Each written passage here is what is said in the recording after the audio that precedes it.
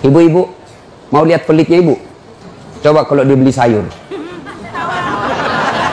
Hobi memang dia nawar. Kalau dia ke pasar, beda 1000, dia kelilingi tuh pasar. Beda 1000 tuh dia kelilingi. Bu, halo ibu. Bu, kalau ibu belanja di Trans Studio, Trans Mall, atau Alfamidi, Alfamart, tawar apa tidak? Tidak. Tawar apa tidak? Tidak. Coba kau tawar, dibilang ke orang gila.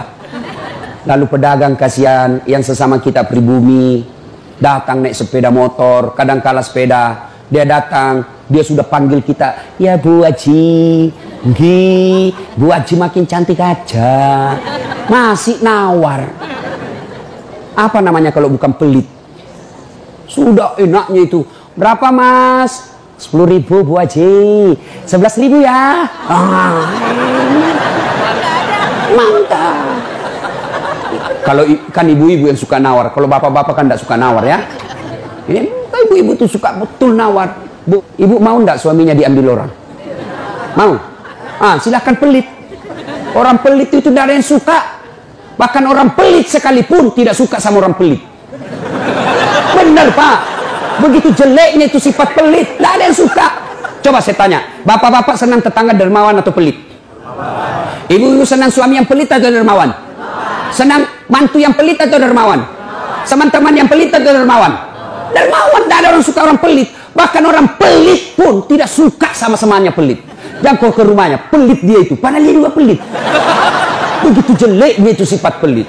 Demi Allah, tidak ada orang bangkrut gara-gara sedekah. Adakah pernah bapak dengar, mas, tuh yang di sudut rumah di komplek, tuh kaya betul dulu Ustadz, cuma karena dia rajin sedekah, bangkrut. Ada? Tidak pernah. Biasa kita ini sangka buruk kepada Allah, tidak mau bersedekah karena sangka buruk. Nanti saya makan apa? Nanti saya makan apa? Jangan cemas rezeki, jangankan diambil orang, tertukar saja tidak. Cicak aja dijamin rezekinya. Tahu cicak? Tahu? Cicak makan apa ibu? Masuk akal enggak? Enggak masuk akal. Gimana caranya? Satu di dinding, satu terbang. Di mana ketemu? Enggak ada terminalnya. Kalau pesawat terbang, kita jalan, ada ketemunya di mana? Di bandara. Ini cicak satu terbang, satu di dinding. Di mana ketemunya? Tapi lagu kita waktu kecil kan, cicak-cicak di dinding, diam-diam merayap, datang seekor nyamuk. Nyamuk yang datang.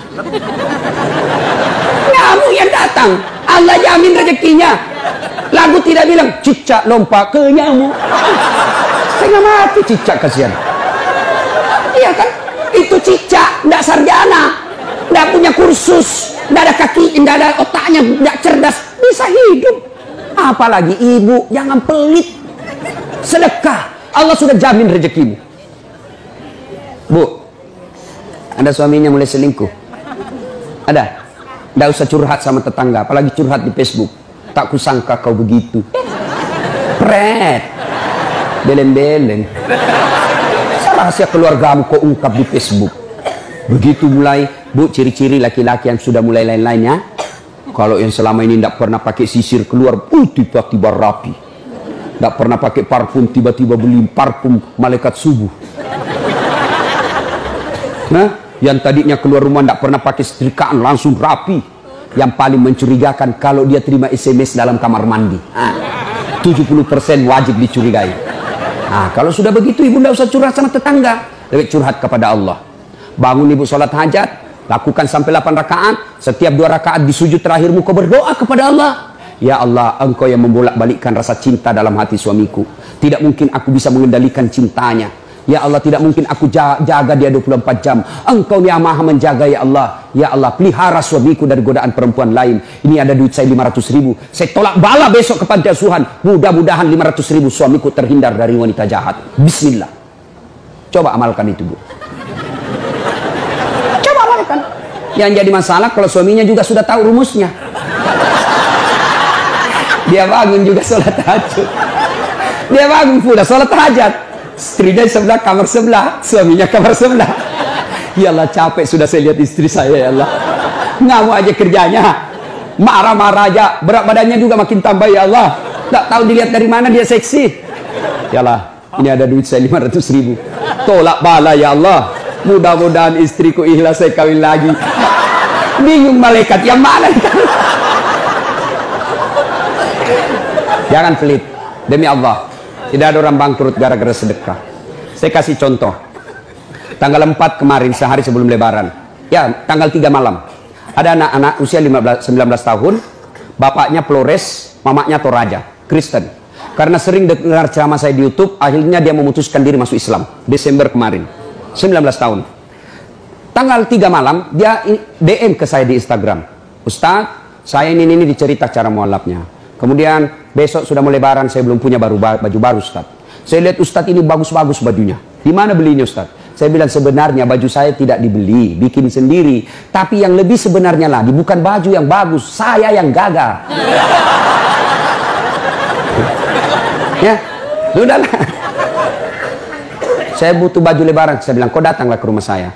Saya sediakan, kau pilih bajuku yang kau suka. Dia pakai tongkat, turun dari taksi. Wih, kasihan saya. Kenapa kakimu, Dek? Ternyata diamputasi kakinya. Dia singgah sholat asar, ditabrak mobil. Saya bilang, berat betul hidupnya ini anak. Diusir dari orang tuanya, Pak. Diusir, sekarang tinggal di masjid. Tidak disetujui, hanya dia sendiri masuk Islam. Diusir. Bilang, kenapa kakimu? Saya cerita. Sedih saya, sempat berkaca. Yang sedih, Ustaz. Ini tidak ada artinya ini kaki ketimbang iman saya kepada Allah. Luar biasa, 19 tahun. Saya ambil baju saya yang paling bagus. Kau pilih ini, Dek. Mana kau suka? Benar, diambil yang paling bagus. Sempat juga saya nyesal. Sudah. Karena saya buru-buru ke bandara. Saya mau pergi khutbah. Ya, ini Dek. Kau ambil 1 juta. Sudah, kembalilah dia, naik Grab lagi. Sudah. Perjalanan saya ke bandara, masuk WhatsApp. Tik. Ustadz, berapa nomor rekeningnya? Wakil Wali Kota Balikpapan. Dalam hati saya bilang, kenapa lagi Pak Wali? Ada apa? Pada dalam hatiku, segeralah. Kirimlah nomor rekening. Masih di atas mobil, masuk. Tik. Masuk, berapa transferan masuk? 30 juta.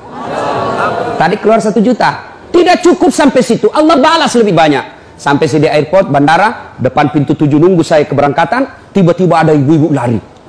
Bawa amplop. Ustaz, tunggu dulu Ustaz. Apa? Ini. Dalam hatiku, ada apa lagi? Padahal cepat sudah. Ini ada ternyata ada fans saya, dia lihat saya di bandara, dia mau kasih, coba buru-buru mau masuk bandara. Dikasih saya melalui itu ibu. Nih ada Ustaz titipan dari ini. Oke, saya buka, berapa isinya? 10 juta. Sudah 40 itu kan gantinya. Besoknya tanggal 5 selesai khutbah. Biasanya kalau saya khutbah dikasih itu ibu 25 juta sama itu Bu Bupati. Berapa saya dikasih waktu itu? 35 juta. Berapa Allah ganti? 75. Keluarkan 1 juta, Allah ganti 75 juta. Kenapa ibu miskin? Karena ibu malas bersedekah. Selalu berkeyakinan saya miskin. Maka Allah, ana indasani abdibi. Saya tergantung sangkanya hambaku. Kalau kau sangka tidak mampu, maka kau kasih tidak mampu. Sedekah ibu. Allah tidak lihat 1 jutanya. Allah tidak lihat 100 ribunya. Yang Allah mau nilai, kamu sedekah enggak 1 hari ini. Jangan pernah lewatkan maghrib tanpa sedekah di hari itu. Coba amalkan. Coba. Kenapa kita tidak bisa umroh? Karena selalu yakin saya tidak mampu. Maka Allah, ya sudah kau yakin tidak mampu. Sedekah. Pulang ini kau sedekah sama tetanggamu. Cari orang miskin. Cari janda-janda tua. Tidak usah janda muda. Banyak yang bisa selamat. Jelas? Salatullah salamullah ala toha rasulillah. Salatullah salamullah ala yasin habibillah. Nah, sudah banyak sebenarnya penyakit hati, tapi waktu yang terbatas. Saya cuma bilang waktu yang terbatas. Saya ada acara di Bandung ibu jam 10. Saya ini orang kampung. Saya tidak tahu Bogor ke Bandung jauh. Saya pikirnya 1 jam. Inilah kalau kita pakai pulsa lokal. Saya orang kampung, tidak tahu saya. Oh ternyata jauh. Nah saya harus segera selesaikan. Insya Allah kalau panitia ngundang saya lagi ke sini, saya datang lagi. Insya Allah ya. Nah, ini penyakit hati. Sekarang gimana cara mengobatinya? Ala bizikrillahi tatma'innul qulub. Ketahuilah dengan berzikir mengingat kepadaku, maka hatimu akan jadi tenang. Jadi kalau kita punya penyakit hati, maka datang di majelis zikir Al-Ihya ini. Ini salah satu caranya. Memang ibu tidak dapat voucher, memang ibu tidak dapat undian, tapi apa yang ibu dapat? Ilmu Tapi ilmu tidaklah terlalu menolong ketika ilmu itu tidak diamalkan. Amalkan yang Bapak Ibu tahu, maka Allah akan berikan ketenteraman jiwa, ketenangan hati. Kalau hati sudah tenang, itulah kekayaan kita yang paling baik.